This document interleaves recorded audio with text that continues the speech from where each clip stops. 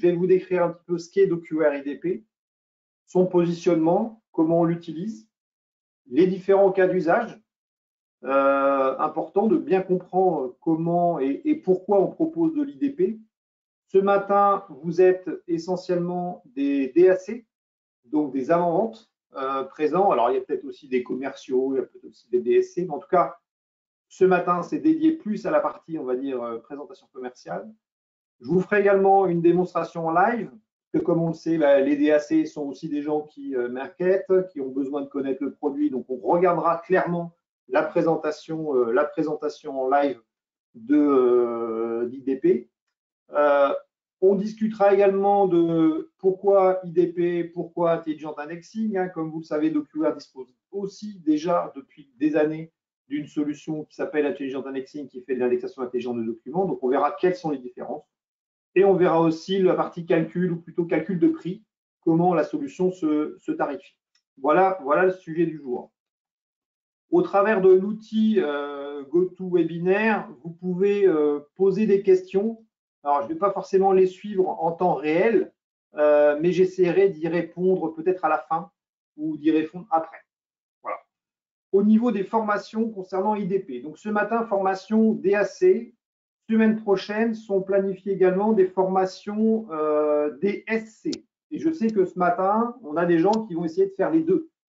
Donc, vous avez reçu dans le partenaire info, donc le dernier, qui est le partenaire info numéro, je reviens au début, numéro 13, celui que vous avez là sous les yeux, pas mal d'informations, dont l'information justement sur les formations IDP. Ne vous inquiétez pas, si vous n'avez pas ce document-là, vous pouvez nous envoyer un mail, nous le redemander ou le récupérer aux endroits habituels sur le portail partenaire. Premier webinaire de ce matin, c'est axé sur la vente et vous vous êtes inscrit via ce lien. Si vous êtes inscrit ou c'est que vous avez utilisé le lien que j'avais remis dans le rappel envoyé la semaine dernière. Pour les formations techniques, celles-ci auront lieu le jeudi 14 à 10 h ou le vendredi 15 à 10 h. Donc, il y a 2 sessions sur la formation technique qui vont être réalisées toutes les deux par Frédéric Gézard. Donc, vous pouvez vous inscrire directement en cliquant sur le lien qui se trouve directement dans le partenaire info numéro 13. Voilà pour la logistique. Donc, n'hésitez pas, si vous souhaitez avoir la formation technique, de vous inscrire dès maintenant. Hop, je referme ça et je vais continuer ma présentation. Donc, on va commencer sur une introduction. Oui, parce que là, on va commencer par parler d'intelligence artificielle. Et aujourd'hui, l'intelligence artificielle, elle est partout, et en particulier dans nos voitures, qui sont capables, comme vous l'expérimentez certains tous les jours, de lire des panneaux, de vous garder dans la file, bref, de conduire de manière autonome. Eh bien, en parallèle de ces voitures qui circulent tous les jours de manière autonome, eh bien, on a encore des clients qui perdent un temps fou dans le traitement du document. Donc là, ce que l'on va voir, ça va être de l'intelligence artificielle adaptée au traitement du document, clairement au traitement du document. DocuWare, Intelligent Indexing, vous connaissez déjà, d'accord. DocuWare, Intelligent Document Processing, c'est une nouvelle génération. C'est en tout cas quelque chose, et c'est une offre commerciale qui vient compléter l'offre Intelligent Indexing, d'accord, avec des fonctionnalités complémentaires et surtout des fonctionnalités différentes ou traitées de manière différente. Et on va voir que le concept est complètement différent. On va avoir également, hop, ma petite souris est perdue. Voilà. On va avoir une gestion documentaire qui est basée bien sûr sur l'IA. Et l'objectif va être de reconnaître des documents, même des documents usagés. D'accord? L'idée, vous allez voir, c'est d'être assez précis. Et l'OCR en particulier qui est utilisé dans IDP est un OCR entre guillemets maison, ultra performant, qui permet d'aller chercher des caractères et donc des mots, des termes sur des documents dont la qualité est plutôt médiocre.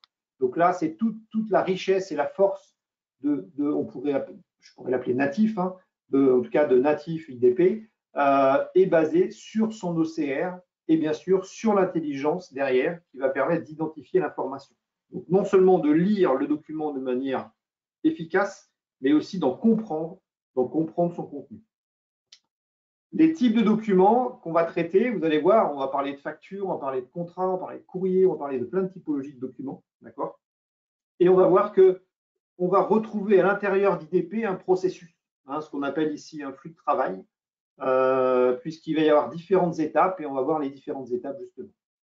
Le principe d'IDP, c'est d'apprendre, c'est-à-dire qu'il va apprendre à reconnaître les documents, à reconnaître les factures de Bouygues, à reconnaître les factures de Orange, à reconnaître les contrats d'assurance par rapport aux lettres de résiliation, etc., etc.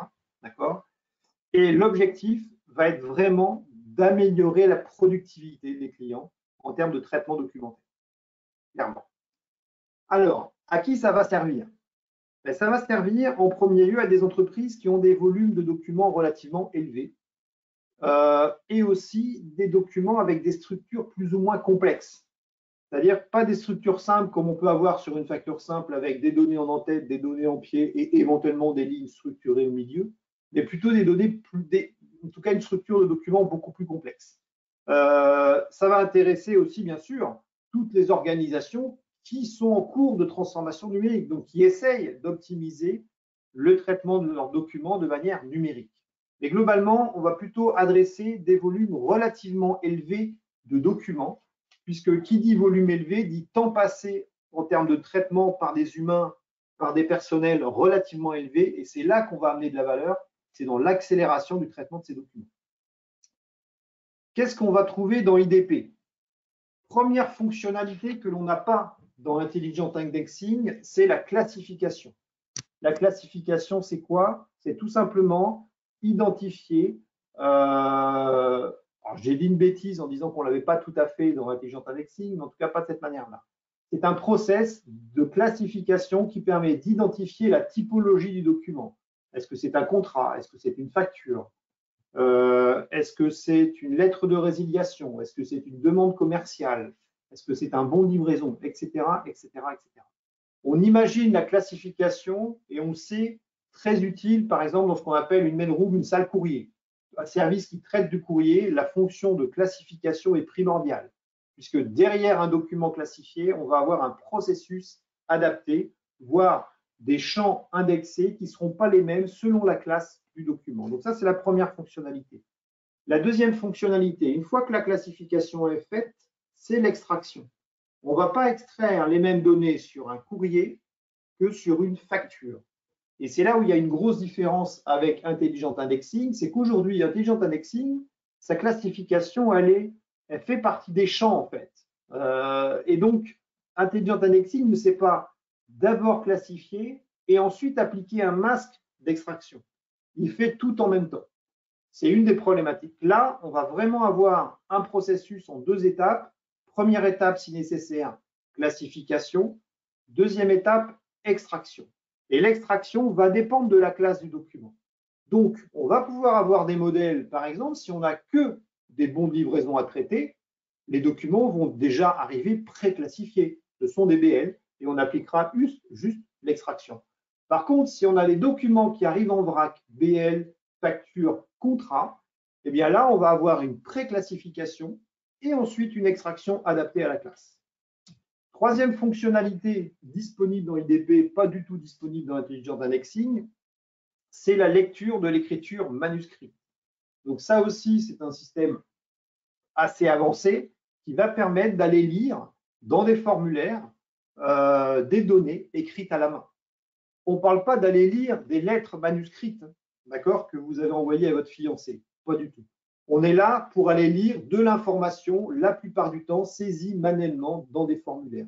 Formulaire d'embarquement salarié, formulaire d'inscription, formulaire de résiliation, formulaire d'enregistrement. Tous ces formulaires qu'on va retrouver dans des organisations comme des lycées, des écoles, des grosses entreprises,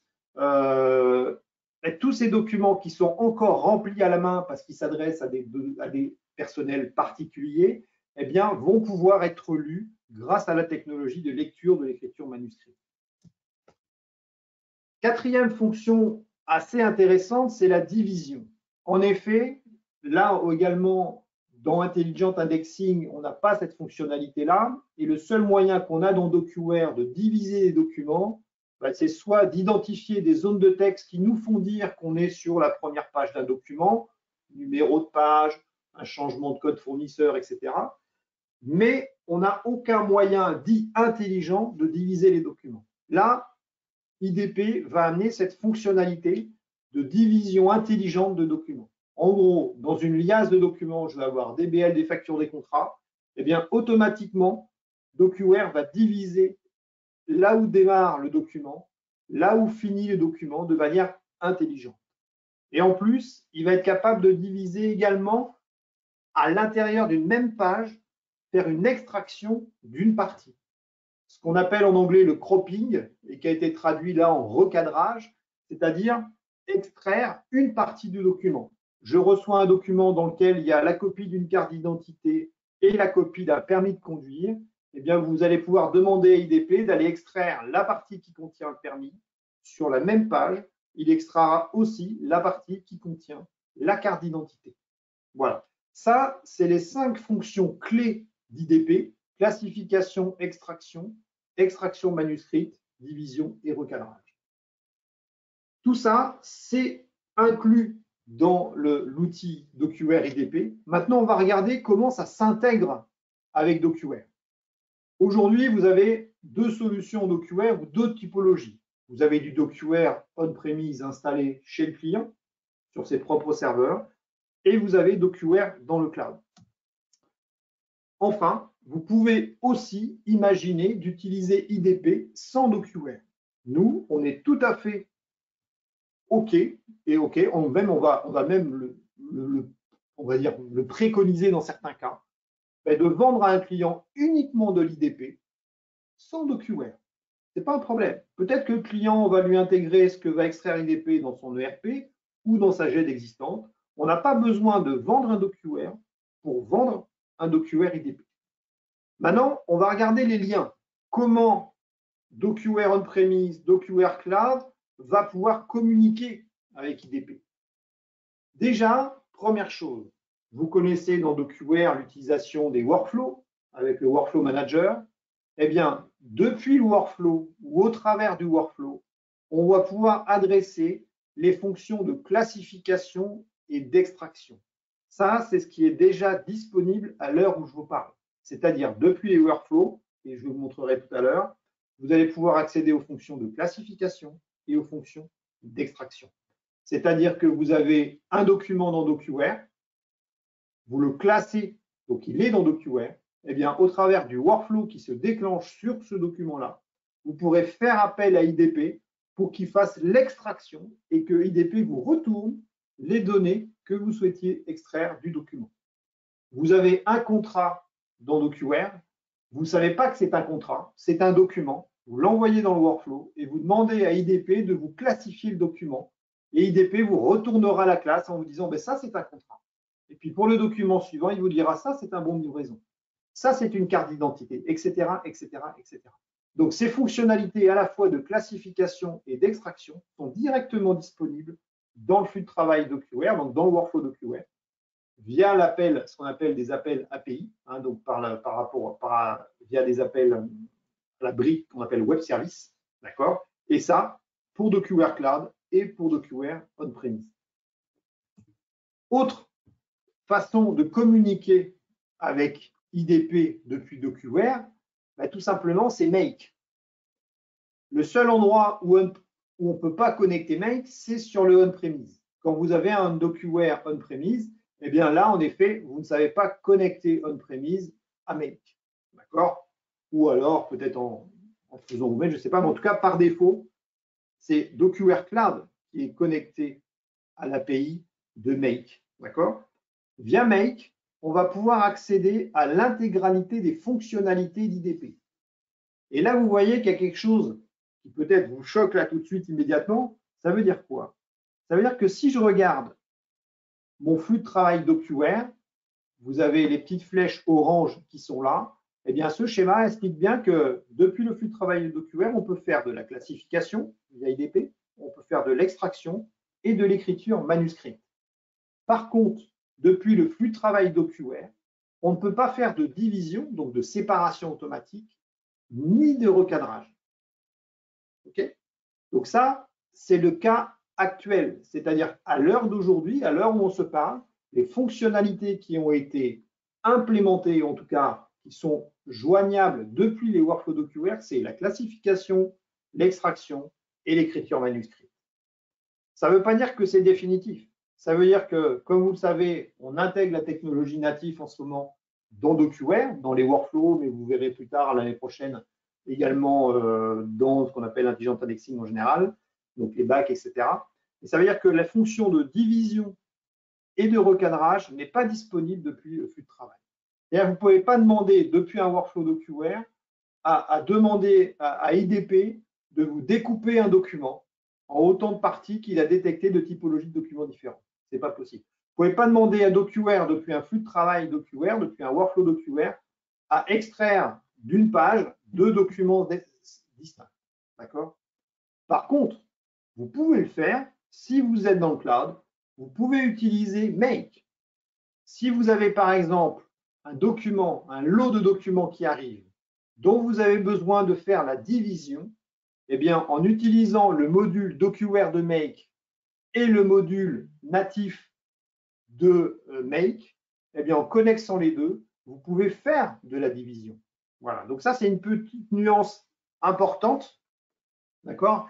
C'est une nuance importante parce que c'est une des limites techniques actuelles.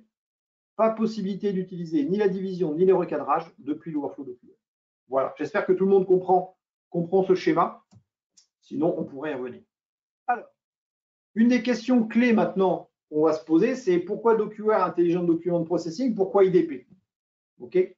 Là où on va amener de la valeur, ça va être sur des problématiques de documents froissés, tachés ou jaunis.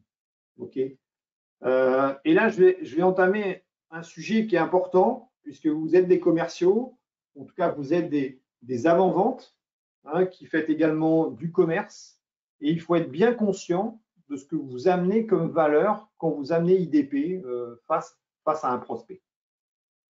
C'est un nouveau métier, clairement. C'est-à-dire que travailler du document tel qu'on peut le travailler avec IDP, c'est quelque chose auquel vous n'êtes pas forcément habitué.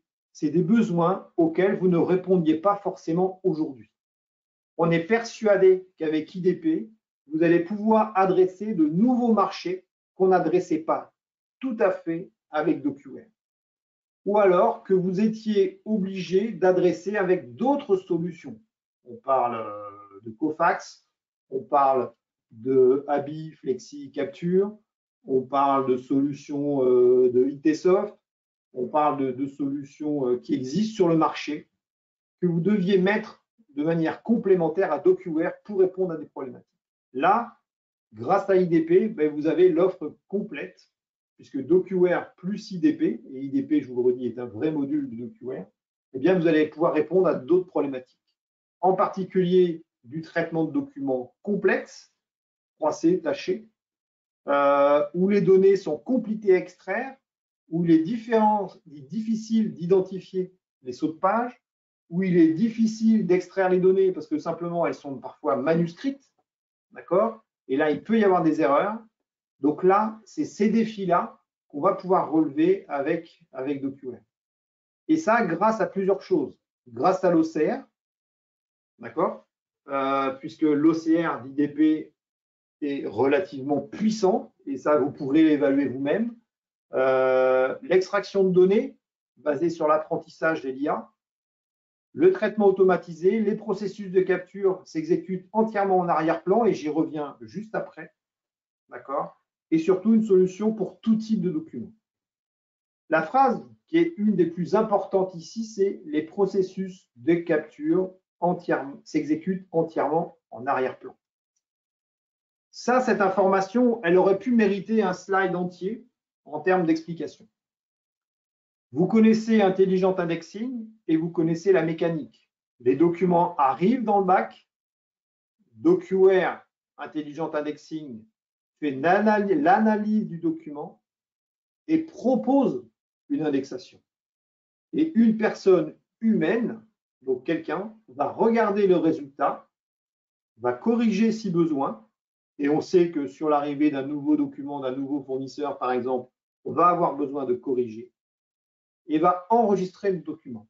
Donc la personne, systématiquement, l'opérateur est soumis, ou en tout cas est engagé dans le process. C'est-à-dire que là, je soumets forcément tout document à un humain avant qu'il rentre dans DocuWare. Ça, c'est le principe d'intelligent indexing.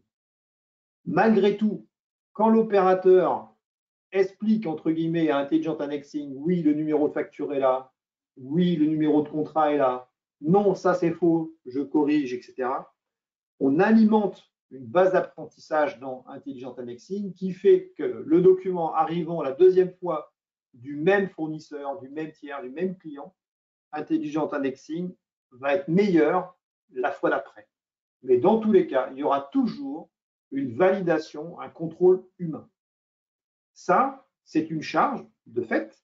C'est ce qui fait qu'aujourd'hui, ça prend un certain temps de traiter 50 documents qui arrivent dans un bac, d'accord? Puisque les 50 documents devront être vus, contrôlés et corrigés éventuellement par un opérateur humain. IDP, c'est différent. IDP fonctionne comme une boîte noire. IDP fonctionne comme un sous-traitant qui va traiter les documents. En gros, vous envoyez les documents à IDP, IDP les lit, les reconnaît, extrait les données et vous renvoie dans DocuWare les données extraites, sans avoir à avoir quelqu'un qui va contrôler, corriger, alimenter la base d'apprentissage. Et même si quand vous renvoyez le document depuis IDP, il y a des choses à corriger, en aucun cas ce que vous corrigerez dans DocuWare au retour d'IDP n'alimentera la base d'apprentissage. Donc ça, il faut bien le comprendre. Pourquoi? Parce que la base d'apprentissage d'IDP, elle rentre dans ce qu'on appelle un processus d'entraînement. C'est-à-dire que quand on configure IDP, eh bien, on va non seulement configurer la manière dont on veut extraire les données et quelles données on veut extraire, mais surtout, on aura une phase d'entraînement. On va voir tout à l'heure qu'on donne des préconisations. Par exemple, vous avez un client qui vous dit « Moi, je suis une compagnie d'assurance, je reçois tous les jours des demandes commerciales, des lettres de résiliation, des formulaires d'embarquement de clients, des courriers divers, des contrats. Je reçois 6 à 10 typologies de documents. Aujourd'hui, chacun de ces documents-là, si vous utilisez Intelligent Indexing, devra passer sous l'œil d'un opérateur qui confirmera que DocuWare a identifié, voire qu'on mettra dans le bon bac pour classer le document. Demain, avec IDP, on enverra tous ces documents-là à IDP et IDP identifiera toutes les typologies de documents.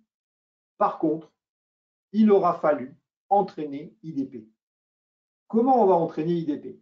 Eh bien, dans le cas que je vous ai cité avec une salle courrier qui reçoit des courriers, des demandes commerciales, des demandes de contrat, des demandes de résiliation, etc., eh bien, on demandera une centaine de documents de chacune des typologies. Il nous faudra 100 contrats, 100 lettres de résiliation, 100 demandes commerciales, 100 formulaires d'embarquement, etc., etc.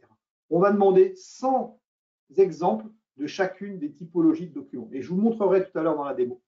Et pour chacune de ces typologies, on enverra ces documents-là à IDP en lui disant voilà les 100 exemples de contrats, voilà les 100 exemples de lettres de résiliation. Et IDP va faire l'analyse. Et derrière cette analyse, eh bien, le client ou un prestataire extérieur ou notre service PS en interne eh bien, corrigera ce que va donner IDP en résultat et dira ça, oui, tu as raison, c'est un contrat. Ah non, ça, c'est une lettre de résiliation. Et donc, c'est comme ça que sur ce lot de 100 documents, qu'on va entraîner le modèle. Et on fera ça pour les lettres de résiliation, et on fera ça pour les contrats, etc., etc. Au bout de cet entraînement, qui peut prendre peut-être une journée et demie, 2 jours, eh bien, on aura un modèle complètement autonome. C'est-à-dire qu'à partir de là, les futures lettres de résiliation, demandes ou contrats ou demandes commerciales seront systématiquement lues correctement. On n'aura plus rien à faire. On enverra à IDP, IDP identifiera et on renverra dans DocuWare le document identifiés correctement. Et bien sûr, DocuWare reprendra son rôle en disant, ben, si c'est un contrat, j'envoie à Jean-Pierre. Si c'est une demande commerciale, j'envoie à Michel. Si c'est une lettre de résiliation, j'envoie au service résiliation. D'accord? Et ça de manière automatique, sans aucun contrôle nécessaire. Petite nuance. Quand IDP renvoie les données qu'il a contrôlées, lues, identifiées à DocuWare, il peut renvoyer également ce qu'on appelle un niveau d'acceptabilité. C'est-à-dire qu'il va donner un seuil entre 0 et 100 en disant je suis à 95% sûr, je suis à 85% sûr, je suis à 90% sûr. Et ça sur chacune des informations qu'il a identifiées. Ça veut dire quoi? Ça veut dire que dans DocuWare, on pourra dire ben, si IDP me renvoie un document en me disant c'est un contrat, mais que pour lui, il est juste à 60% de garantie que c'est bien un contrat, eh bien là, je vais mettre une alerte et peut-être déclencher un contrôle humain derrière pour qu'on confirme bien que c'est un contrat. Donc, IDP n'est pas non plus aveugle et sourd, il renvoie les données qu'il a lues, mais il renvoie aussi un taux de fiabilité qui permet derrière dans DocuWare de pouvoir exploiter ce taux pour éventuellement déclencher des tâches de contrôle si besoin. Voilà. Donc ça, c'est très important. Et là, vous voyez toute la différence de philosophie, même de concept, entre Intelligent Indexing, qui est un mécanisme, je contrôle systématiquement avec un humain, et j'ai un apprentissage qui est fait tout simplement par les opérateurs qui stockent, par rapport à IDP où j'entraîne mon modèle, et après, il travaille en mode autonome. Voilà. Donc j'espère que tout ça est clair, parce que c'est important. Maintenant, qui utilise? Alors, là, on est sur une présentation marketing. Pour tout vous dire, c'est notre service marketing qui a travaillé sur le sujet.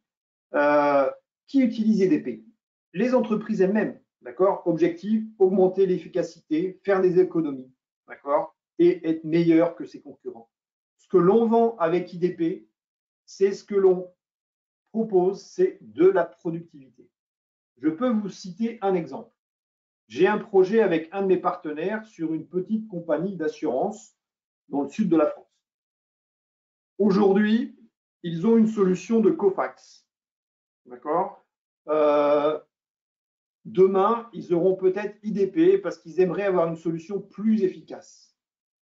On est sur une salle courrier qui reçoit différentes typologies de documents qu'il faut identifier et transférer au service qui va les traiter. On a une image assez simple qu'on a travaillé avec le client qui est tout simple. J'ai un employé qui doit trier ce courrier. Il arrive le matin à 9 h. D'accord? Il a 300 courriers à traiter dans la journée. Bon, allez, je réduis. Il a 150 courriers à traiter dans la journée. S'il n'a aucun outil, il va passer de 9 h à 17 h 30 à trier son courrier, à peu près. Pour 150 à 200 courriers, il va passer un peu de temps, il va passer quasiment la journée à regarder quel est le type de courrier, à identifier la classe du courrier et éventuellement à saisir quelques données liées à la classe du courrier. Avec sa solution Cofax, eh bien, on peut dire que le gars, à 15 h, grâce à Cofax, il va partir. C'est-à-dire qu'au lieu de 17 h 30, il rentrera chez lui à 15 h. S'il utilise IDP, sur les évaluations qu'on a fait, eh bien, entre 10 h 30 et 11 h du matin, il pourra rentrer chez lui. Voilà. Donc, vous voyez cette image entre la personne qui arrive le matin à 9 h, part à 17 h 30, celle qui part à 15 h et celle qui part à 11 h 30. Et bien, la différence, ça va être l'outil qu'elle utilise pour traiter ses courriers. Donc, nous, on va se positionner sur la solution qui fait que la personne elle est disponible à 11 h 30 parce que le courrier aura été classifié pour 80% du courrier de manière automatique sans intervention humaine. Ça, c'est l'objectif. Donc, ce qu'on amène réellement aux entreprises, c'est de l'efficacité, de la rentabilité et de la productivité. Et puis aussi, ce qu'on amène pour les employés, c'est que ces tâches de tri de courrier, c'est quand même pas le plus sexy du monde. Eh bien, on va essayer de réduire ces tâches routinières pour avoir de meilleures conditions de travail. Ça, c'est ce qu'on appelle aux employés. mon employé qui aura fini de traiter son courrier à 11 heures, il ne va pas forcément rentrer chez lui. Par contre, on va pouvoir le mettre sur des tâches, accueil, réponse sur certains courriers simples aux clients. Bref, on va pouvoir lui donner des tâches qui ont plus de valeur ajoutée, à la fois pour lui et à la fois pour l'entreprise. Et puis, bien sûr, pour les clients de l'entreprise, eh bien, c'est des courriers traités plus vite. C'est-à-dire que le courrier qui, avant, arrivait le matin, était classé à 17 heures le soir, dans le meilleur des cas, il était traité le lendemain. Là, grâce à IDP, le courrier, il va être traité dès 11 heures. Ça veut dire que dès 11h30, le service sera informé qu'il a reçu une lettre de réalisation de M. Dupont, alors qu'avant, il le recevait le lendemain uniquement. Donc ça, en effet, côté client, eh bien, on aura une meilleure qualité de service et là, on va augmenter la qualité. Donc ça, c'est tous les bénéfices pour l'entreprise. Vous qui êtes des DAC, c'est votre travail. Cherchez les plus-values de votre solution, regardez où sont les peines chez le client et voir ce que vous allez améliorer avec la solution que vous apportez. On regarde maintenant quelques cas d'utilisation et en même temps, je regarde l'heure et en même temps, je regarde le… Hop, 30 secondes. Voilà. Donc, les cas d'utilisation. Automatisation du traitement des factures. Ça, vous connaissez. D'accord? Donc, dans quel cas on va utiliser IDP pour de la facture? Par exemple, sur de la facture un peu complexe à lire. Vous avez un exemple à l'écran, le document est un peu compliqué, on se demande pourquoi la facture est arrivée comme ça, mais bon, ça peut être un sujet.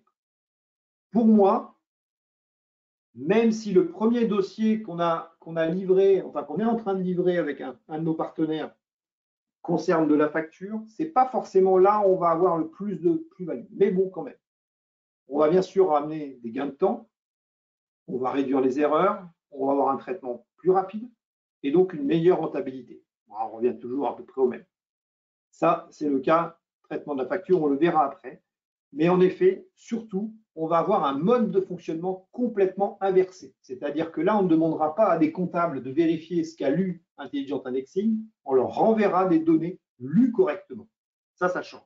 Et donc, en effet, dès qu'on a des volumétries importantes, et on a tous quelques clients avec des volumétries importantes aujourd'hui dans DocuWare et qui utilisent Intelligent Indexing, eh bien, il pourra être intéressant de revenir vers ces clients-là en leur parlant d'IDP et de voir comment IDP pourrait être plus performant qu'Intelligent Indexing. Et ça, on en reparlera. Deuxième cas d'usage. Hop, je reviens. Voilà. Ce qu'on appelle les boîtes de réception automatisées. C'est un peu la mailroom. D'accord? C'est des boîtes dans lesquelles arrivent des documents en vrac. Et là, on peut très bien avoir des documents qui arrivent dans une boîte mail générique ou qui arrivent dans un service courrier. Là, on va récupérer des documents non structurés, on va les classifier de manière complètement automatique.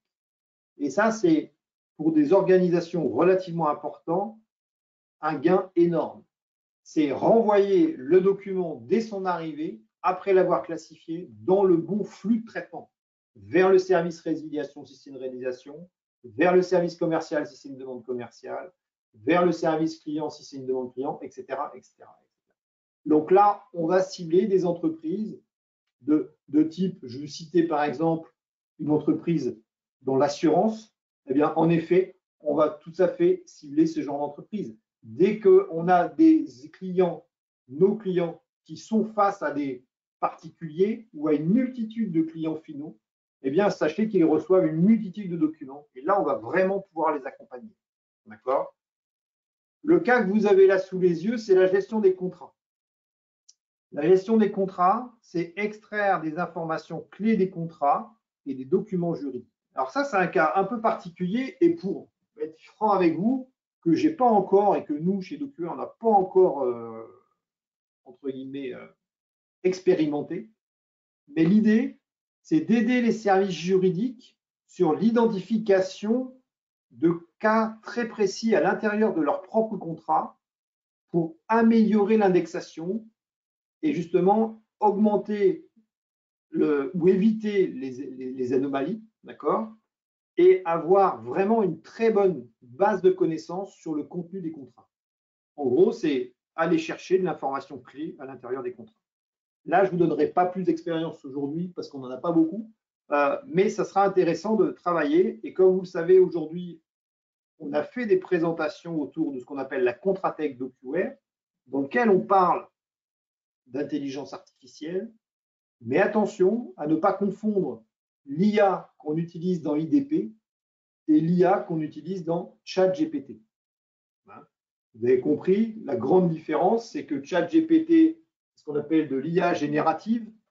En gros, il lit des grosses masses d'informations que vous lui donnez, il vous fait des synthèses où il vous répond à des questions précises ou moins précises par rapport à ses contenus documentaires. D'accord ? IDP, ce n'est pas du tout ça. IDP, c'est on classifie les documents, on extrait les données clés. D'accord ? On sépare, on fait du cropping si nécessaire. Rien à voir avec ChatGPT. Mais le cas des contrats, c'est pour ça que j'en parle, le besoin, il est un peu sur les deux versants. Il est sur la partie documentaire, il faut classifier les documents qui arrivent, il faut classifier les contrats, il faut extraire les données. Et on sait qu'à terme, on aura peut-être aussi des outils plus liés à de l'IA générative qu'on pourra appliquer sur le cas d'usage justement des contrats. Mais attention, on n'est pas sur de l'IA générative quand on utilise IDP. OK ? Déclaration de sinistre, ça j'en parlais. Typiquement, ce sont ces documents-là qui arrivent remplis à la main, d'accord, qui doivent être ressaisis dans un système informatique. On parle de déclaration de sinistre, mais on parle de toute typologie de déclaration, d'accord. Et là, on est sur des documents qui sont de type formulaire, avec tout simplement des données qui sont écrites à la main, des cases à cocher. Et là, on va pouvoir utiliser IDP pour extraire les données de ces documents-là beaucoup plus rapidement que de la lecture d'un humain et de la saisie manuelle. Donc là, l'idée forte, c'est traiter encore plus rapidement le document qui a été rempli à la main, aider le service sinistre à identifier rapidement les documents pour les traiter plus rapidement. Donc ça, typiquement, on est sur des documents de type déclaration de sinistre. Alors, on va regarder maintenant la partie application. Voilà, je vais réouvrir ma petite boîte et je vais regarder. Voilà, si vous avez des questions, n'hésitez pas. Je vois que vous êtes bien nombreux. C'est super, merci d'être présent. Et on va continuer. Voilà. Alors, il faut savoir que l'application IDP, elle est disponible en ligne. D'accord ? Donc, vous pouvez aller directement sur le site de Natif, natif.ai, OK, et vous pouvez directement, vous créer un compte. Vous pouvez vous créer un compte directement sur le site de Natif pour tester. Si vous avez un client qui a, excusez-moi, je vais fermer Teams, comme ça on ne sera plus embêté. Voilà. Donc, si vous avez un client qui souhaite tester l'application, nous, ce qu'on va vous conseiller, c'est d'ouvrir avec lui un compte à son nom. Pourquoi? Parce que si sur son compte, vous faites des essais, par exemple, vous mettez un gros paquet de contrats, un paquet de courriers, etc., et que vous travaillez sur l'identification des typologies, l'extraction des données, etc., eh bien, tout cet apprentissage que vous allez faire, ils pourront en bénéficier quand il passera en mode production. Si vous travaillez avec lui sur un environnement qui vous est propre, que vous pouvez avoir pour faire vos propres tests, vous ne pourrez pas transférer la partie entraînement, apprentissage d'un environnement à l'autre. Donc, attention à ça. Il faudra, dans ce cadre-là, repartir de zéro quand vous mettrez en place la solution chez le client. Donc, vous pouvez cliquer ici sur Try for free et là, vous ouvrirez directement votre compte.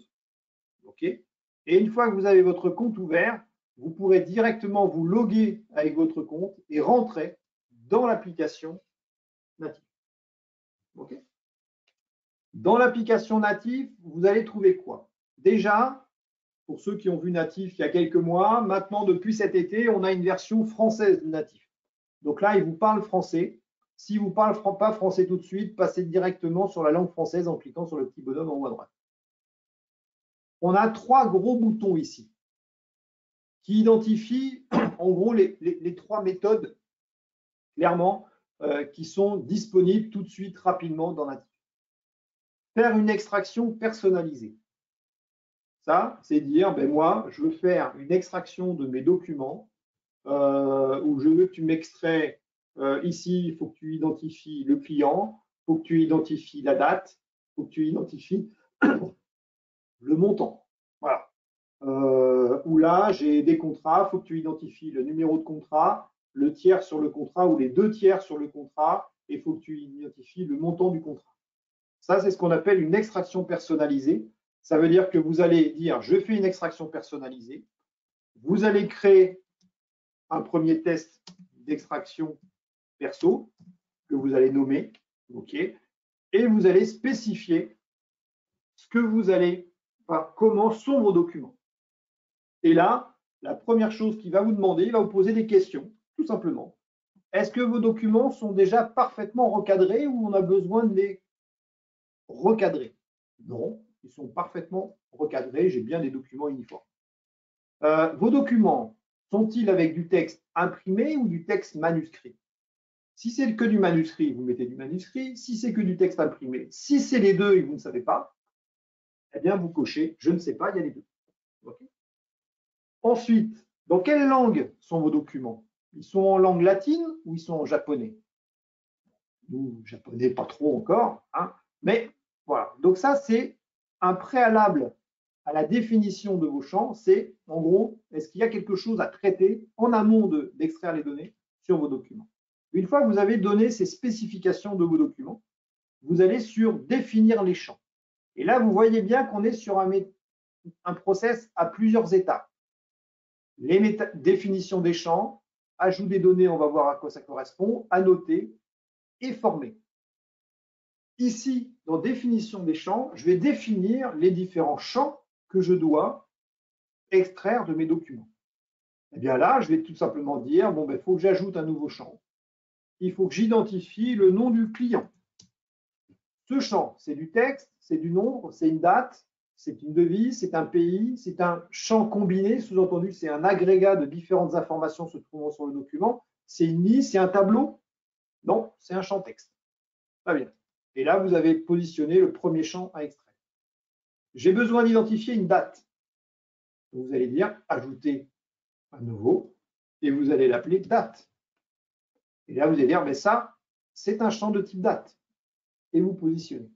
Donc là, je suis en train d'identifier les différents champs. Et puis, par exemple, j'ai besoin d'identifier un montant.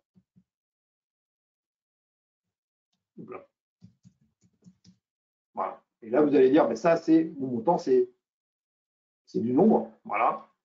Et vous allez identifier votre nombre. Voilà. Donc là, voilà, j'ai des documents qui vont arriver. Et de là, il faudra que j'en extrais le nom du client, la date du document et le montant associé. Une fois que j'ai fait ça, je vais ajouter des données. OK. Donc, il est sympathique, il met un petit message. OK. Et je vais maintenant aller à l'étape. L'étape suivante, je vais ajouter des modèles. Exactement. C'est-à-dire qu'en fait, je vais définir des lots de documents qui vont permettre d'entraîner mon modèle. Mon modèle, je vais donc créer des modèles avec, par exemple, un premier modèle qui seront, je ne sais pas, alors si on est sur les typologies X ou Y, ben par exemple, on a des types de documents, on a le type X, voilà, et ici, je vais glisser les documents de mes modèles. Par exemple, je vais aller chercher des documents dans un répertoire, voilà, et je vais les glisser. Tac. Voilà, donc là, je viens de charger 3 fichiers. Je vais en prendre 2 de plus, et je charge. Là, je suis en train de faire une sorte de lot, d'accord, dans lequel j'ai mis 5 fichiers pour ce lot-là, et que j'envoie à Natif. Natif fait une première analyse de ce lot, d'accord. Il me répond en me disant c'est parfait. Pourquoi il me dit c'est parfait? Il me dit c'est parfait parce que pour lui, il a suffisamment d'éléments différents dans ce lot pour pouvoir travailler. À quoi ça correspond ces lots? Je vais vous donner un exemple. Quand on travaille pour traiter de la facture fournisseur, eh bien, on fera un lot par fournisseur. Première méthode. Première méthode, je prends des lots de chez Bouygues, je prends des lots de chez Orange, je prends des lots de chez EDF, de chez Dupont, de chez machin, etc., etc. Et dans chacun de ces lots, je mets 5 factures. Et je vais entraîner mon modèle IDP sur ces lots de 5 factures associés chacun à un tiers. Maintenant, si je ne suis pas capable de faire des lots par fournisseur, parce que j'ai trop de fournisseurs, et bien dans ce cas-là, je vais faire des lots de 100 documents. C'est-à-dire qu'au lieu de faire 5 documents, je vais faire un lot de 100 documents. Mais par contre, dans les 100 documents, il y aura une multitude de fournisseurs différents. Et idéalement, le plus possible de fournisseurs différents. C'est une autre méthode également pour entraîner le modèle. Vous comprenez bien que ce qui marche bien, c'est d'avoir identifié ce qu'on appelle les tiers. Un tiers, 5 jeux de documents, un jeu de documents de 5 documents. Un tiers, un autre jeu de documents de 5 documents. D'accord? Donc ça va fonctionner. Une fois que vous allez faire vos différents lots, okay, vous allez passer à la phase annotation. La phase annotation consiste à expliquer à IDP où sont les informations. En gros, faire le boulot d'IDP à la place d'IDP. C'est comme ça qu'on va entraîner le modèle. Automatiquement, Native va vous expliquer comment on fait. Il va vous proposer des tutoriels que vous pouvez utiliser. Il y en a 4. Les tutoriels de base, tutoriels avancés, comment entraîner vos extractions, extraction personne. Bref, vous avez des vidéos et de la documentation disponibles directement ici. Il vous le montrera à chaque fois. Si vous ne voulez plus qu'il vous les montre, vous cliquez ici, ne plus les montrer. Mais elles sont aussi disponibles dans la doc un peu plus. Là, on arrive sur le modèle. Et là, je vais l'agrandir. Et là, il me présente le premier document de mon lot et il me dit, alors, le document, où sont les informations? Et là, vous voyez, j'ai le client. Eh bien, le client, les informations sont ici. Voilà. Donc là, je lui ai tout simplement encadré où était le client. La date. Eh bien, la date, elle est ici. Le montant, eh bien, le montant, il est ici. Voilà. Là, je viens d'identifier les informations clés du document et je vais pouvoir passer au document suivant. Je suis en train d'entraîner le modèle. Okay. Donc là, j'entraîne un modèle entre guillemets simple. Okay. Donc vous comprenez que quand il y a des montants, des listes, des tableaux, ben, le modèle est un peu plus compliqué. D'accord. Et je passe au document suivant. Et rebelote. Le client est ici. La date est ici. Le montant est ici. Ce n'est pas la même facture, hein, comme un autre. Voilà. Et je passe au suivant. Voilà. Ça veut dire entraîner le modèle. OK? Alors, je vais m'arrêter là, je ne vais pas entraîner tous les modèles. OK? Mais ça va être le travail d'entraînement du document. Une fois que le document sera entraîné, hop, je vais revenir en arrière. Une fois que le document sera entraîné, vous passerez à la phase formée. La phase formée, c'est que sur la base de l'entraînement que vous avez fait, vous allez déclencher l'entraînement. D'accord? C'est-à-dire que vous allez déclencher le process qui fait que IDP prend les documents, prend l'OCR, prend toutes les informations que vous lui avez données et il se crée un modèle qu'il va pouvoir appliquer à tous les documents du même type. Ce process, qui est la dernière phase qui s'appelle former et analyser, qui se déclenche quand on a suffisamment de documents, concrètement, hein. Donc là, vous voyez, il en manque un peu. Eh bien, ça prend un certain temps. Quand vous allez déclencher l'entraînement, le système va vous dire, ça y est, on a déclenché l'entraînement. Par contre, le résultat de l'entraînement n'est pas immédiat. Vous le recevrez quelques minutes après. C'est-à-dire que quelques minutes après, vous allez recevoir un mail de Native qui va vous dire « Félicitations, votre modèle a été entraîné. Vous pouvez maintenant le tester. » Et c'est la phase de test ici qui s'appelle « Essayez-le » qui va vous permettre d'essayer votre modèle qui a été entraîné. Je résume. Donc, première étape, on spécifie globalement la typologie des documents. Est-ce qu'ils sont parfaitement coupés? Est-ce que s'il y a de l'OCR, pas d'OCR? Est-ce que c'est du latin ou du japonais? On définit les différents champs. On définit les différents lots de documents. Et là, il y a des règles précises. Quand vous êtes sur de la facture, on va vous proposer de faire des lots de 5 factures par fournisseur. Si ce n'est pas possible, vous ferez des gros lots de 100 documents avec du vrac dedans qu'il faudra entraîner. Bien sûr, ça sera plus ou moins long.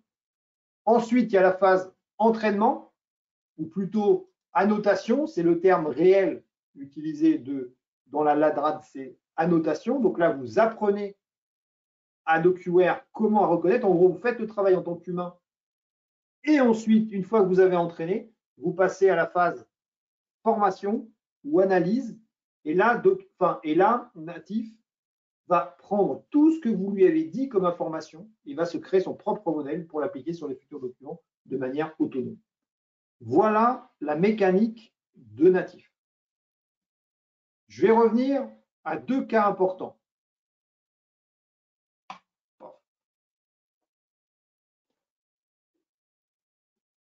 On peut faire de l'extraction personnalisée. C'est ce que je viens de faire. On peut faire de l'extraction fine de facture. On va le faire. Et on peut faire de la classification. On va le faire aussi. Vous allez voir, ça va être très rapide. Quand on utilise le modèle extraction fine des factures, en fait, on part du modèle. On lui dit, allez, je traite mon modèle, mes factures pour, c'est le nom que je donne, ok. Je démarre. Voilà. Comme tout à l'heure, le système me dit, alors, est-ce que vos documents sont toujours parfaitement coupés? Oui. Est-ce que vous avez du manuscrit ou que de l'imprimé? J'ai que de l'imprimé. Voilà. Et là, directement, le système va passer à la création de modèles. En fait, là, on est sur un modèle qui existe déjà.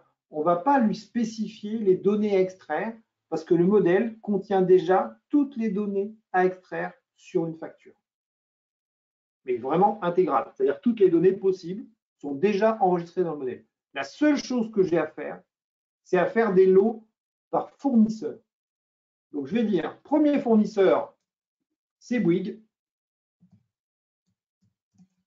OK. Et je vais charger ici toutes les factures que j'ai de Bouygues. Et en l'occurrence, pas toutes, parce que ça va faire beaucoup, mais 5 factures de Bouygues. Voilà. Et là, j'ai fait le premier lot de factures Bouygues. OK.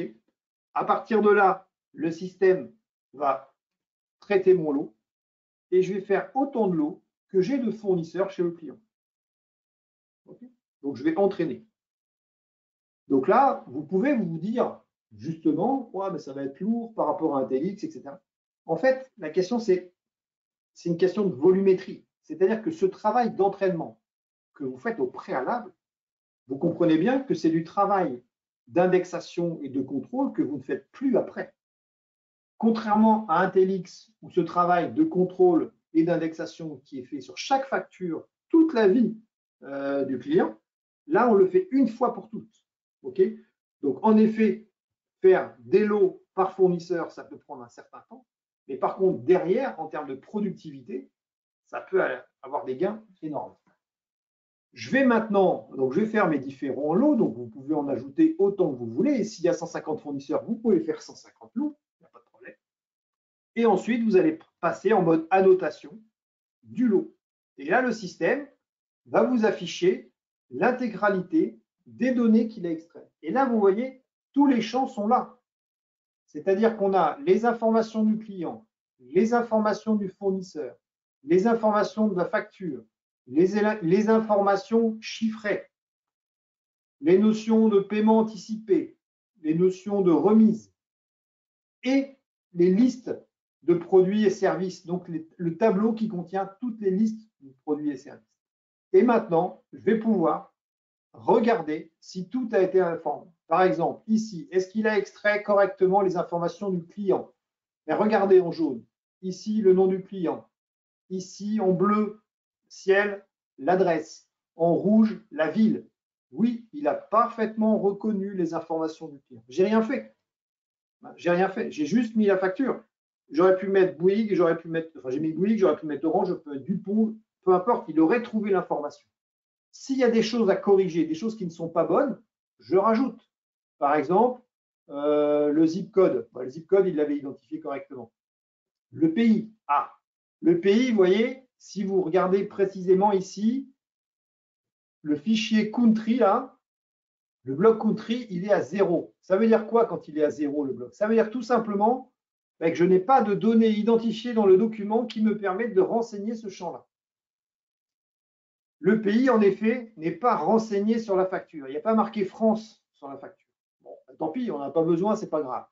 Mais par contre, j'ai les éléments clés de mon client. Son nom, son adresse, son code postal, sa ville. Voilà, c'est les éléments dont j'avais besoin. Si vous n'avez pas besoin de ces éléments-là, c'est pas grave, vous pouvez les enlever, il n'y a pas de problème. Le fournisseur. Qui est le fournisseur? Ah, là, c'est plus compliqué. Vous voyez, tout est à 0 là. Où est le nom du fournisseur? Quelle est son adresse? Quel est son code postal? Quelle est sa vie? Est-ce que j'ai besoin de tout ça pour identifier le fournisseur? Pas forcément. OK. Donc là, je vais pouvoir dire le fournisseur, il est là. OK. Et là, je récupère l'information directement. Et là, vous voyez, je viens d'associer le texte qu'il y a dans cette zone à cette zone ici. Et ainsi de suite. Quelle est la date de la facture? Là, il a identifié directement la zone ici. Vous voyez? Voilà. Quand je passe la souris, ça s'active. Quelle est la date d'échéance? Ah, la date d'échéance, il ne l'a pas trouvée. Quel est, là, par exemple, le numéro de facture? Le numéro de facture, il est identifié tout seul, vous voyez, ici. Derrière le numéro de facture, il a identifié le numéro de facture. Donc là, sur la partie facture, il a identifié la date et le numéro de facture. Déjà pas mal. Qu'est-ce qu'il a identifié ensuite? Tax amount.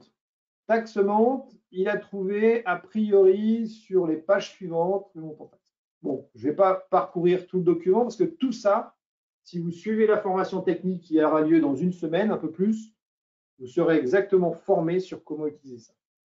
Mais là, je suis parti d'un modèle préexistant d'extraction de données de facture. J'ai juste fait un lot au nom de mon fournisseur et je vais juste corriger pour entraîner mon modèle. Et je ferai ça pour chacun de mes fournisseurs. Voilà. Donc là, j'étais dans le modèle, je reviens au départ, j'étais dans le modèle extraction fine de facture. C'est-à-dire que je m'appuie sur un modèle existant et je vais juste créer des lots et appliquer le modèle et utiliser le modèle existant. Alors, ce modèle existant, il va au fil des mois s'améliorer. C'est-à-dire que Natif est à l'écoute et regarde ce qui se passe. Et au fur et à mesure, on va demander des améliorations spécifiques à la France ou autres. On va avoir un modèle qui va complètement s'améliorer. L'objectif d'un modèle comme celui-ci, c'est d'avoir plus d'informations extractibles que d'informations nécessaires par notre client. D'accord? C'est d'avoir qui peut le plus, peut le moins. Identifier le zip code du fournisseur, on s'en fout un peu. Mais pas de problème, lui, il le propose. Donc il le fera, ça ne va pas le gêner. Vous l'utiliserez ou vous ne l'utiliserez pas. Troisième modèle. Ce modèle-là, c'est de la classification. C'est le cas de l'autre document dans lequel arrivent des contrats, des courriers, des lettres de résiliation, etc. Et bien là, un modèle de classification personnelle, par exemple, que je vais appeler salle courrier, vous imaginez, voilà, salle courrier, eh bien, va se spécifier de cette manière-là. Déjà, question, est-ce que ces documents sont parfaitement recadrés? Oui, non. Est-ce qu'il y a du texte imprimé ou du texte manuscrit? Il y a un peu les deux. Est-ce qu'on est en latin ou en caractère japonais? On est en caractère latin. Est-ce que les informations pour distinguer les typologies de documents sont sur toutes les pages ou seulement sur quelques pages? Et si c'est quelques pages, est-ce que c'est sur les premiers ou la dernière? D'accord? Est-ce que c'est sur les 2 premières pages et les 2 dernières? par exemple. Non, je mets sur toutes les pages. Les documents doivent être classés en fonction d'indices visuels, figures, logos, tableaux ou en fonction du texte lui-même. En gros, pour identifier si c'est un contrat machin, est-ce que la techno native doit s'appliquer sur des logos, des images, etc. ou c'est essentiellement le texte qui permet de classifier le document? Allez, je vais mettre le texte uniquement. Voilà. Ensuite, taper un nom de classe. Là, je vais définir tout simplement mes différentes classes. Ça va être assez simple. Je dis contrat,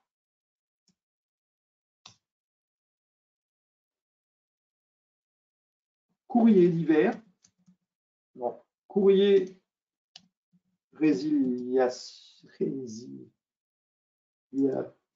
bon, vous ne pas, résiliation, demande commerciale,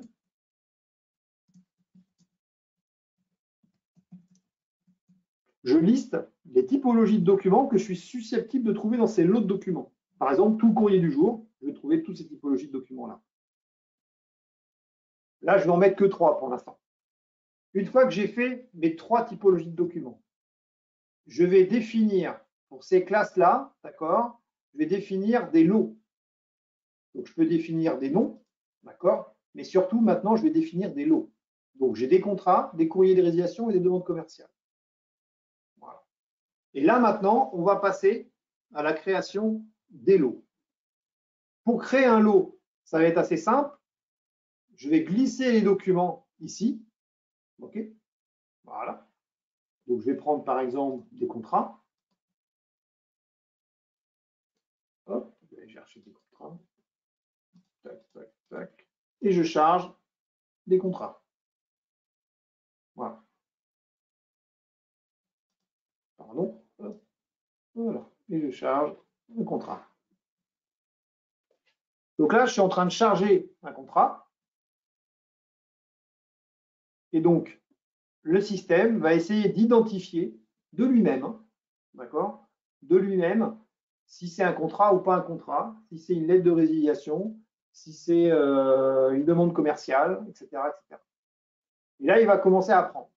Et là, vous voyez, il n'est encore pas très bon. Il n'a pas du tout été entraîné. Donc là, il me dit à 38% demande commerciale, à 31% courrier de résiliation, à 29% un contrat. Bon, ben là, il va falloir corriger. Okay, donc là, on va pouvoir améliorer le système. Okay, donc, pour améliorer le système, eh bien, en fait, on va tout simplement lui donner des documents d'entraînement. Parce que le test, en effet, n'était pas pertinent. Donc, on va maintenant lui donner des données d'entraînement. Pour lui donner des données d'entraînement, comme c'est écrit ici, vous allez avoir l'obligation, entre guillemets, ou la recommandation, je ne sais pas comment on l'entend, de mettre des échantillons entre 50 à 100 documents par classe. C'est-à-dire prendre 50 à 100 contrats, prendre 50 à 100 lettres de résiliation, etc. etc. Okay. Et en disant, OK, je vais faire un lot pour mes contrats. Et ici, vous allez glisser vos 50 contrats. Ensuite, vous ferez pareil pour les courriers de résiliation et vous ferez votre lot de courriers de résiliation. Et ensuite, eh bien, vous entraînerez votre modèle. C'est-à-dire que là, vous allez prendre vos contrats. Allez, je vais prendre 3 contrats que j'ai là. Voilà. OK. Je sélectionne la classe, voilà. Je glisse les contrats. Ah ben, c'est fait. Et je retrouve maintenant mes 3 contrats et je charge. OK. Donc là, il est en train de charger dans mon lot les 3 documents. Et je vais lui dire, tout ça, c'est des contrats. Donc là, il est tout simplement en train d'analyser les documents et de les associer au modèle contrat. Une fois que ça c'est fait, alors je vais pouvoir ajouter plus de données. Hop, contrat. Allez, j'en remets 2 autres. Tac. Excusez-moi, je n'ai pas mis contrat. Tac, je mets 2 autres contrats dedans. Oh.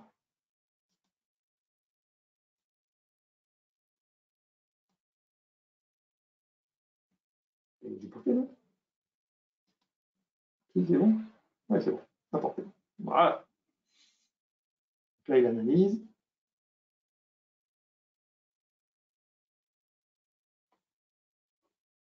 Je vais laisser finir. Voilà. Donc, en gros, pour la classification, c'est on définit les classes et on lui donne à manger les documents de ces différentes classes. Une fois que ça c'est fait, on pourra tester. Bien sûr, il faudra lancer l'entraînement, bien entendu. Une fois que vous aurez alimenté ces différentes classes avec les différents documents, entre 50 et 100 par classe, eh bien, vous lancerez l'entraînement. Vous avez un message qui peut faire peur ici. La formation nécessite environ 24 heures. Ça veut dire quoi? Ça veut dire que Natif va avoir besoin de 24 heures pour alimenter, pour analyser les 100 documents que vous avez mis par classe de documents. Imaginez, vous avez 10 classes de documents, vous allez avoir chargé 500 documents dans l'application, ok, il va avoir besoin de 24 heures pour faire l'analyse. Ce que je peux vous dire par rapport aux tests que j'ai pu faire, c'est que ça ne met pas du tout 24 heures. Moi, je les ai reçus au bout de 5, 10, 15, 20 minutes. J'ai reçu un message comme quoi il avait appris correctement à lire mes classes. Voilà. Donc aujourd'hui, on n'a pas ça. Mais il faut bien comprendre que ce n'est pas du temps réel. On a derrière un travail, un process qui fait qu'il y a un mécanisme d'apprentissage une fois que les lots ont été stockés. Voilà. Donc là, je viens de vous montrer la mécanique sur la classification. Je reviens. Je vous ai montré l'extraction personnalisée. Je vous ai montré l'extraction fine sur un modèle de facture préexistant où j'ai juste en gros à définir les différents lots par fournisseur. Et je vous ai montré un process de classification où là, je crée simplement des lots avec les différentes classes de documents et je les donne à manger, entre guillemets, à Natif pour qu'il apprenne à identifier les contrats, mes lettres, etc. Une fois que tout ça est fonctionnel, et bien après, je vais pouvoir charger et mettre en production mes modèles une fois qu'ils ont été entraînés. D'accord? Voilà un peu le principe. Alors, on va regarder maintenant la partie assez simple d'intégration avec DocuWare dans le workflow. Donc, je vais juste jeter un œil ici. Je vois que tout le monde est toujours là. Bravo. Et si vous avez des messages, n'hésitez pas à passer des messages. S'il y a des choses pas claires, pas compréhensibles, n'hésitez pas à me le faire signe. Je jette un œil de temps en temps sur le chat. Donc là, je vous ai montré les différentes techniques qu'on peut trouver dans Natif. Tout ça n'est pas forcément exhaustif, d'accord? Et vous comprenez aussi que Natif, c'est nouveau aussi pour DocuWare et que nous, RSD, on monte en compétence au fur et à mesure. Voilà. Mais il faut bien comprendre le principe. Maintenant, on va regarder côté DocuWare.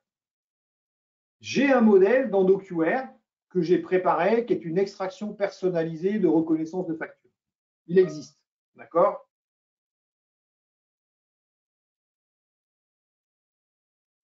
Hop, voilà.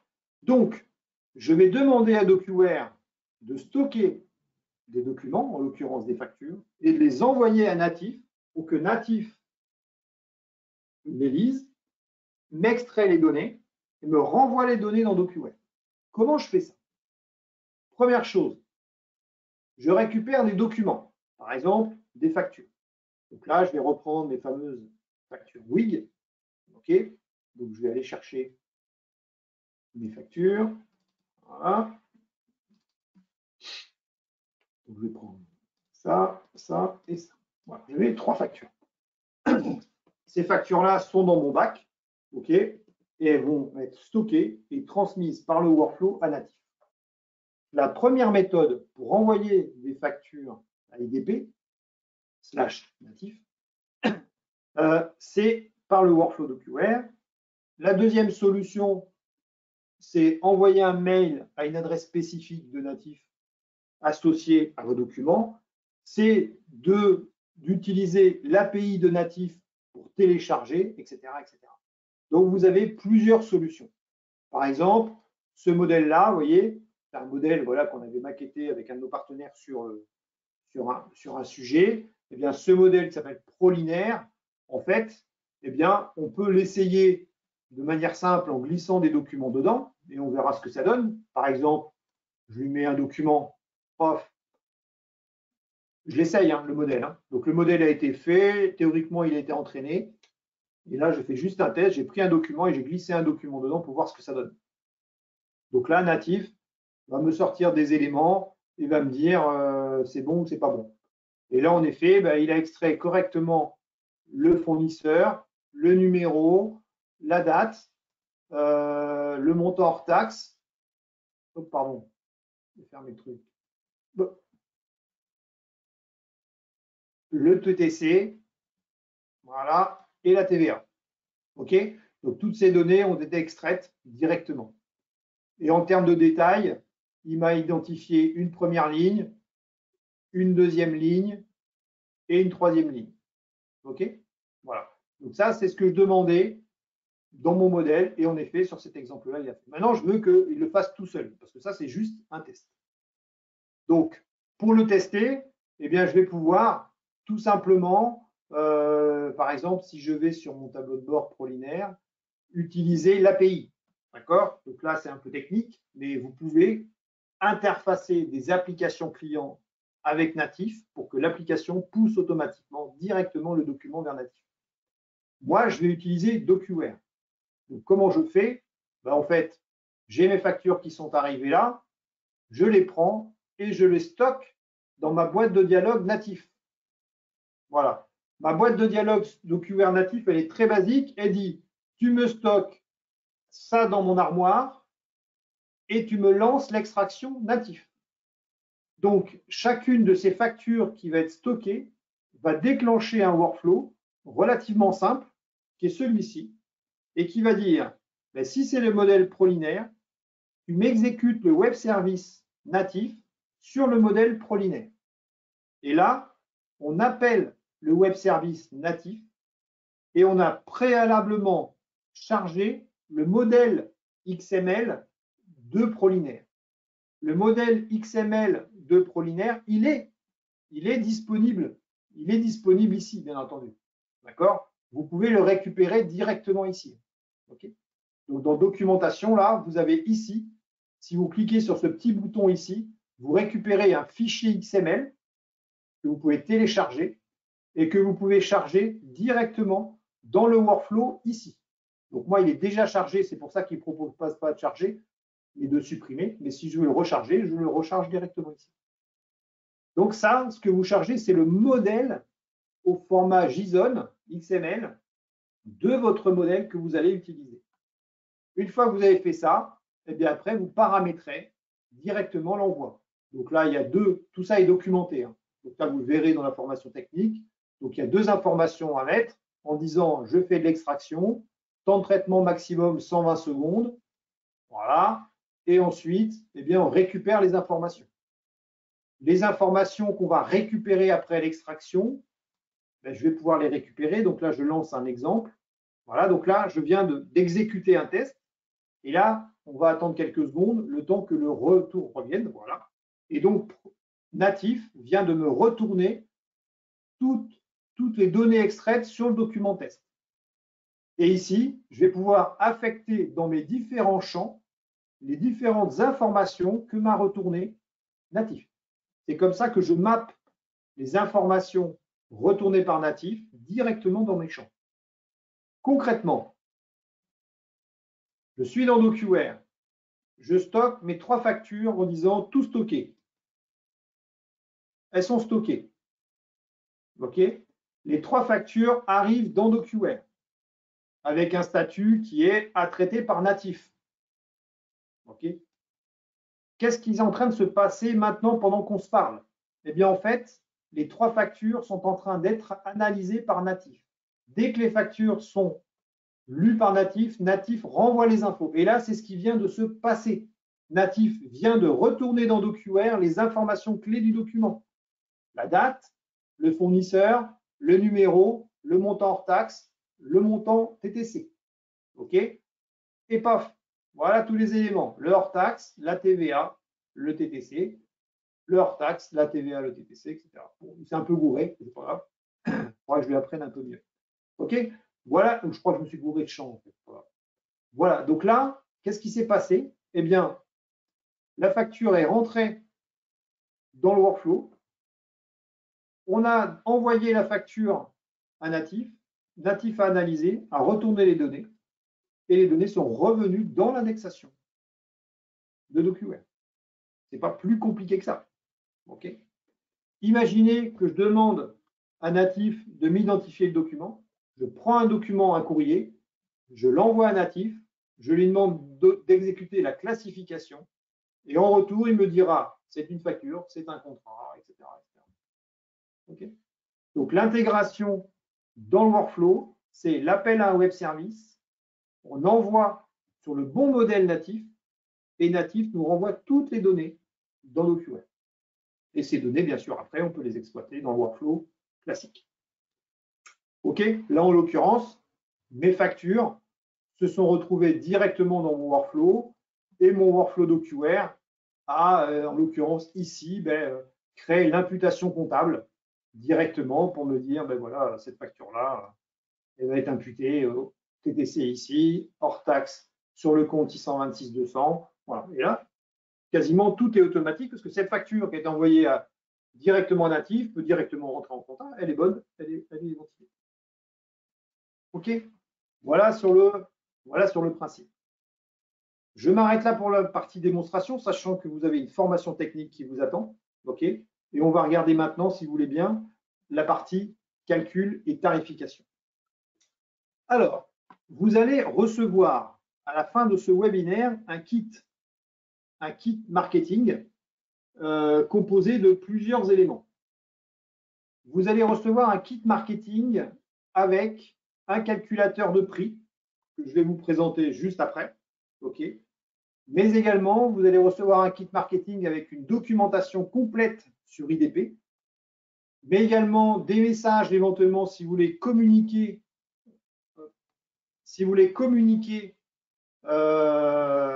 sur les réseaux au travers du nouveau module d'IDP de DocuWare. Vous avez des messages qui sont faits à l'avance. Vous avez un document également qui présente les objections. Première documentation qu'on vous fournit, c'est un document complet au format PDF qui décrit ce qu'est IDP. Donc, il reprend pas mal de choses que ce qu'on a vu à l'instant, d'accord, et qui réexplique ce qu'est IDP. La gestion des documents pour la compta, la logistique, les transports, les problématiques, les solutions, la finance. Alors, la partie gestion documentaire, finance, logistique, gestion du personnel avec des cas d'usage, les fonctions d'IDP, la classification, l'extraction, le splitting, donc la séparation, le cropping, d'accord? Donc tout ça est expliqué dans ce document-là. Et enfin, les questions à poser à votre client. Quel niveau d'automatisation souhaitez-vous atteindre?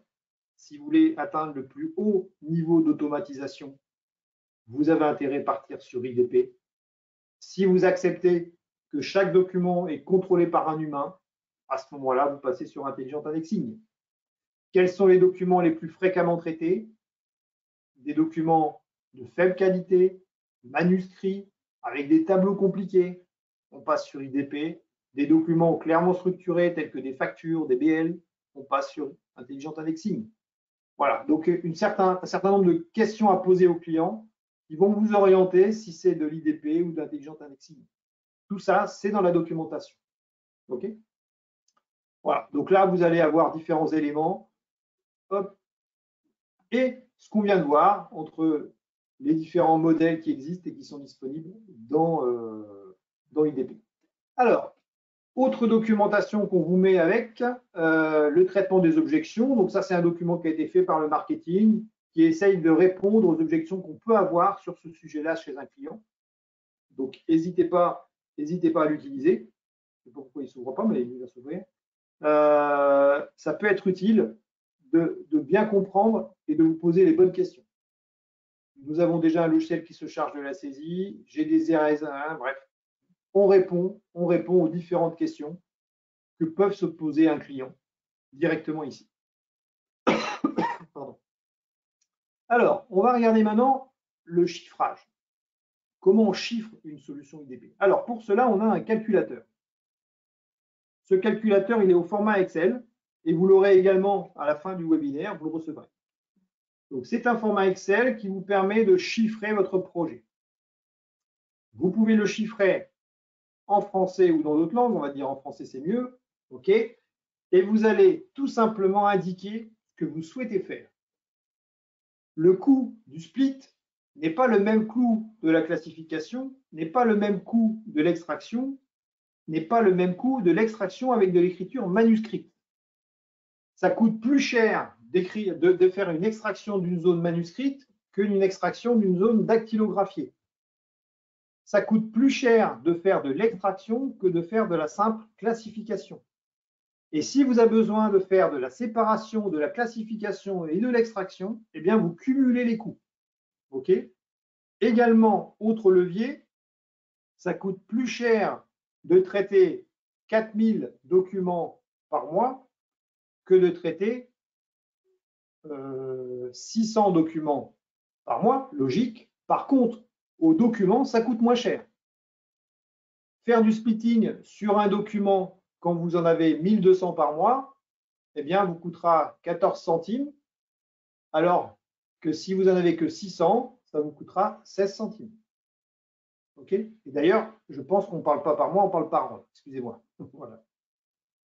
Par exemple, vous avez 500 documents à extraire. Simplement, des documents, vous n'avez que l'extraction à faire. Vous savez ce que c'est comme typologie, c'est les bons de livraison, et il faut que vous fassiez une extraction de données de ces bons de livraison. OK ? Donc, il y en a 500 par mois, OK ? Ce qui fait 6000 documents à l'année. Eh bien, le coût sera de 2800 € pour le client chaque année. Donc là, ça va prendre en charge les 500 documents. OK ? 500 documents à extraire chaque mois va coûter 2800 € à l'année pour le client. Imaginez que ces documents-là, il faille les classifier parce que finalement, mélangés, on a des factures et des BL. Du coup, on a aussi 500 documents à classifier préalablement. Si je rajoute 500 documents à classifier, eh bien là, je passe sur le forfait IDP 3000 à 3200 €. OK ? Donc, vous ne cassez pas la tête. Vous indiquez ici qu'est-ce qu'il y a à faire et quelle est la volumétrie. Imaginez par exemple que sur ces 500 documents, il y en ait 400 qui ont du dactylo et il y en a 100 qui ont aussi, donc qui se rajoutent du manuscrit. Et bien là, vous serez sur un coût à 3300 €. OK ? Alors que tout à l'heure, j'étais à, je crois, 500. Et si je mettais rien ici, tac, 3200. OK ? Voilà. Donc ça, vous allez le recevoir également. C'est la méthode de chiffrage d'IDP. Bien sûr, ça, c'est que le coût annuel. Il faudra rajouter de la prestation de service. Donc ça, vous verrez avec Frédéric Gézard sur le coût de la prestation de service, si c'est vous qui la faites, si vous la faites faire par le PS, quel est le coût également de l'entraînement, donc cette phase d'entraînement, combien de temps, etc. Tout ça, vous allez le voir avec Frédéric Gézard. Hop, je reviens ici. Voilà. Donc là, je viens de vous présenter le calculateur. Vous avez compris le principe. Vous mettez ce que vous avez à traiter en termes de documents et vous avez le prix qui apparaîtra directement dans le tableau. Autre slide important. Hop, j'y reviens et je repasse en mode, excusez-moi, en mode présentation. Hop, voilà, il faudrait que même que je me mette au bon endroit.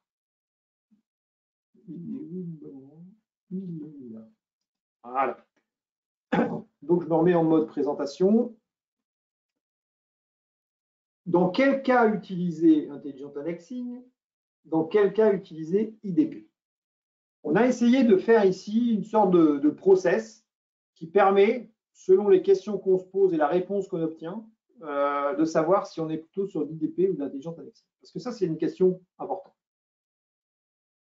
Première chose, quel est l'objectif lorsque vous capturez les documents, vous les numérisez?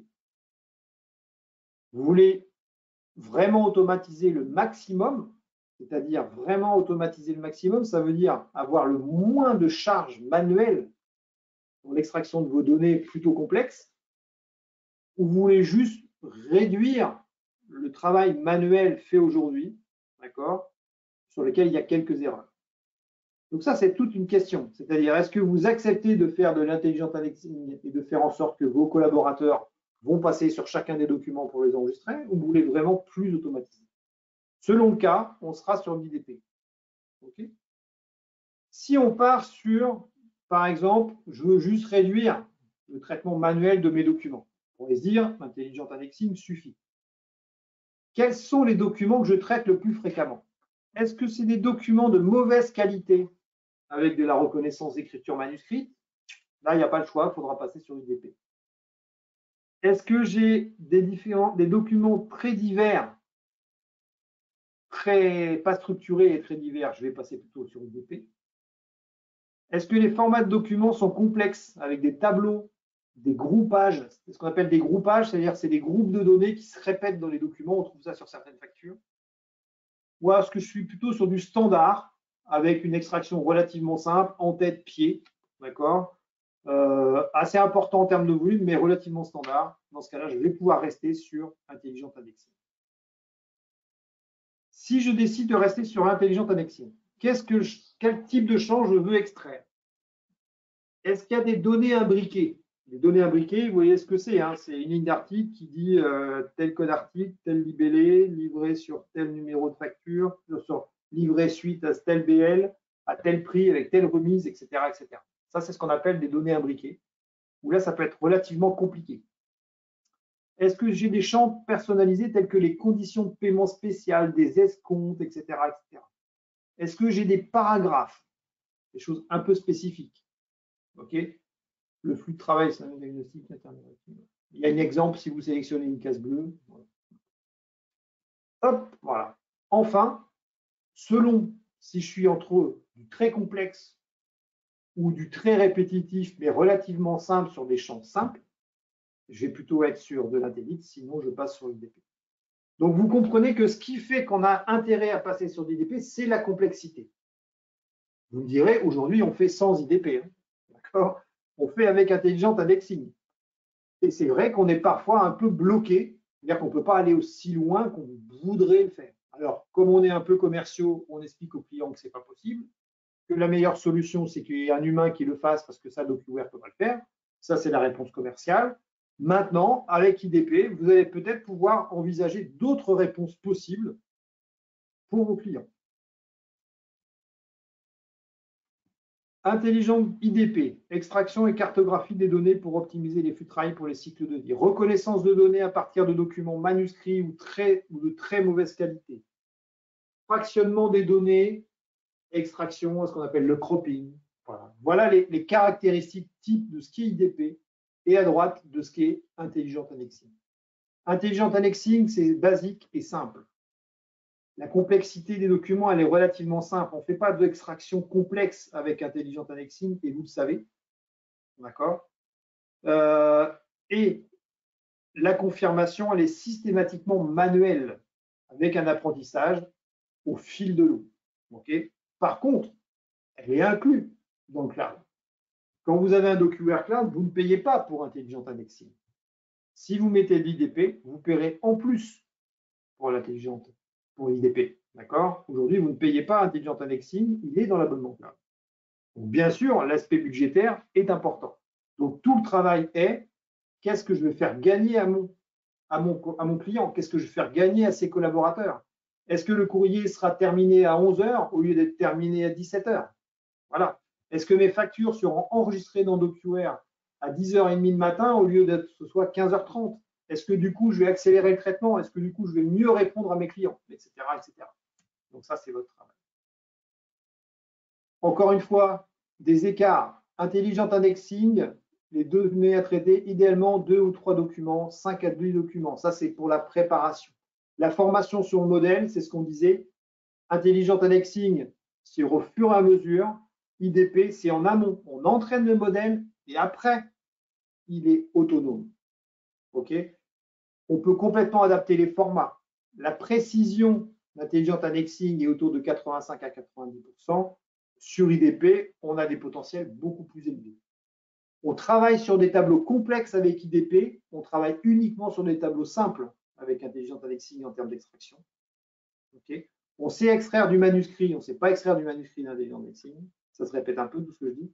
On traite toutes les langues avec Intelligent Indexing. On traite uniquement dans IDP, attention, l'allemand, l'espagnol, l'anglais, le français, le japonais, pour l'instant. D'accord?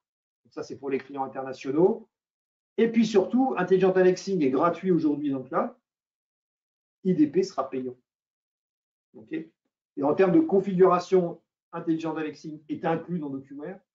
Là, dans IDP, on a du paramétrage à faire sur Natif AI, okay, et dans les workflows. Pas de on-premise pour IDP. On ne peut pas installer IDP chez les clients, contrairement à un DocuWare qu'on peut installer chez un client. IDP sera toujours en service cloud. Donc, un client qui ne veut pas entendre parler de cloud, on ne pourra pas lui proposer d'IDP. OK? J'ai quasiment terminé ma présentation. Je reviens du coup aux slides liés à la formation technique. D'accord? Je vous le redis, il y avait des dates qui étaient prévues le 5 et le 6, mais a priori, ça a changé, puisque, excusez-moi, ce n'est pas les mêmes dates que ce que je vous ai présenté tout à l'heure. C'est un petit peu embêtant. Voilà, puisque la formation, elle est le 14 et le 15. Et là, elle apparaît le 5 et le 6. Ah, alors bon, vous allez recevoir un mail, on va vous envoyer un mail à tous pour bien vous préciser la formation. Mais pour moi, elle n'est pas le 5 et le 6, mais elle est la semaine d'après. Est-ce que vous avez des questions? Et là, je vais réouvrir la boîte à questions. Ou est-ce que tout ça vous paraît clair? Excusez-moi. Toc. Je vais agrandir ma fenêtre et je vais faire apparaître. Alors, je vais essayer de répondre aux questions qui sont arrivées au fil de l'eau. Pouvons-nous récupérer la présentation? Oui, vous allez la voir à la fin du webinaire.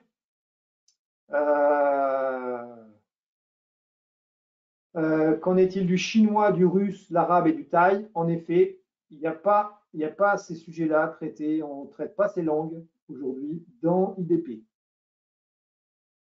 Ensuite, est-ce qu'on reconnaît les différentes dates? Oui. Pour l'entraînement des modèles, on peut le faire directement depuis DocuWare pour éviter de faire 5 docs par tiers, très chronophage. Non. Pour l'entraînement des modèles, c'est 5 documents par tiers et c'est obligatoire. Est-ce qu'on lit les codes barres? Oui, on peut lire les codes barres.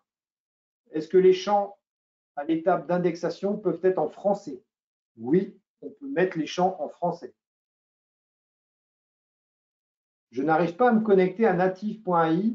J'ai un message, session cookie disable. Ah, alors ça, il faudra vérifier, envoyer un message au support de Native ou au support DocuWare. support.emea@docuware.com. À quoi correspondent les coûts additionnels sans sup? Les coûts additionnels qui apparaissent dans le tarif sans sup, c'est des coûts qui permettent de s'ajuster quand on est entre deux tranches. Vous êtes une tranche à 3 000 € par mois et vous avez une tranche à 4 000 € par mois. Ben, si vous êtes entre les deux, vous ajoutez des tranches de 100 € additionnels. C'est à ça que correspondent ces coûts additionnels. L'appel au service natif se fait de la même manière que l'appel à Intellix Cloud. Pas tout à fait, vous l'avez compris. L'appel à Intellix, on ne le maîtrise pas. C'est le back qui appelle Intellix aujourd'hui et le workflow ne sait pas appeler Intellix. Alors qu'aujourd'hui, c'est le workflow qui appelle IDP et ce n'est pas le back qui appelle IDP.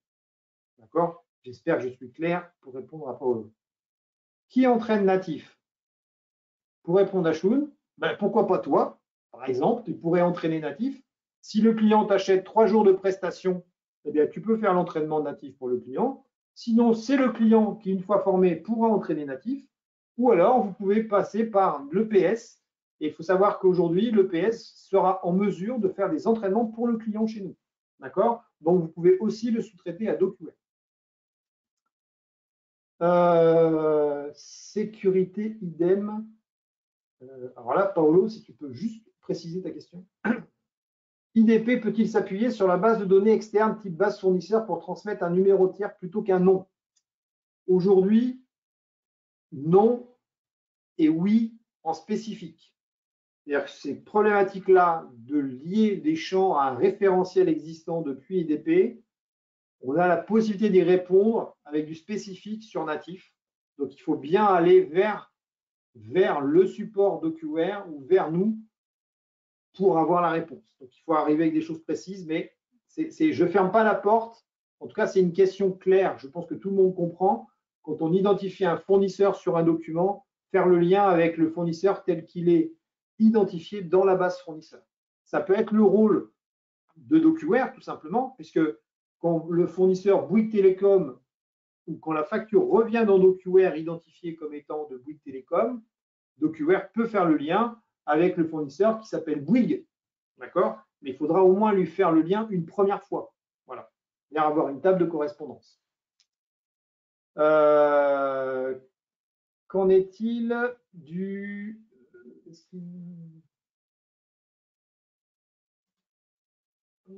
que les champs... Excusez-moi, je n'arrive pas...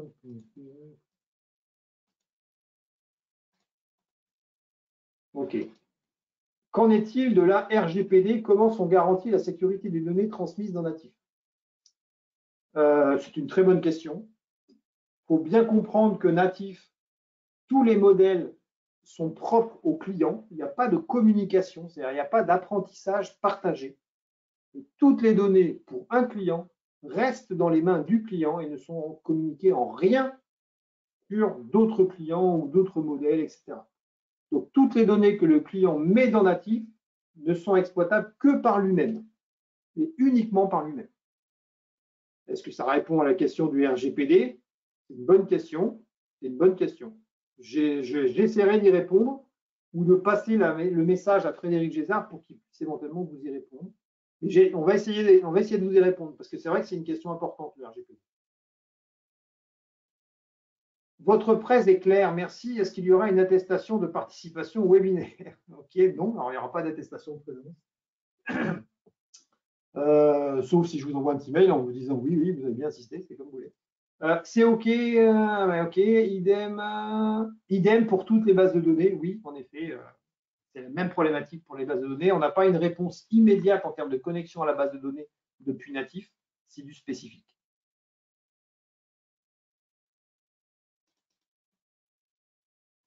Les datas de Natif sont chez Microsoft Azure aujourd'hui. D'accord? Donc, en termes de contraintes, on a exactement les mêmes contraintes RGPD que ce qu'on a sur DocuWare. On a les datas au même endroit sur nos data centers habituels de DocuWare. C'est maintenant ici que Natif se trouve. Voilà. J'ai répondu à toutes les questions. S'il n'y a pas d'autres questions ou s'il y a d'autres questions, n'hésitez pas. Vous pouvez les poser. On va s'arrêter là maintenant. Je libère tout le monde. Je le redis, vous allez recevoir la documentation, le kit partenaire IDP. Vous allez recevoir les prochaines dates de formation. Donc là, vous allez les avoir aussi, parce que là, il y a un petit doute, parce qu'il y a deux informations différentes. Et comme ça, vous aurez tous les éléments. N'hésitez pas à revenir vers votre RSD local. Moi, je m'occupe du sud-ouest, mais vous avez Florent dans le centre, Samuel, Grégory, Albéric, Nicolas. N'hésitez pas à revenir vers eux pour toutes les questions concernant IDP et ils essaieront de vous répondre et de vous accompagner si vous avez besoin d'être accompagné sur comment tester IDP. Encore une fois, hormis une personne aujourd'hui là qui me dit avoir un petit problème de connexion au portail natif, théoriquement ça marche, tout le monde peut se créer un compte natif. Voilà. Je vous souhaite une excellente journée et je vous remercie pour votre participation. À très bientôt.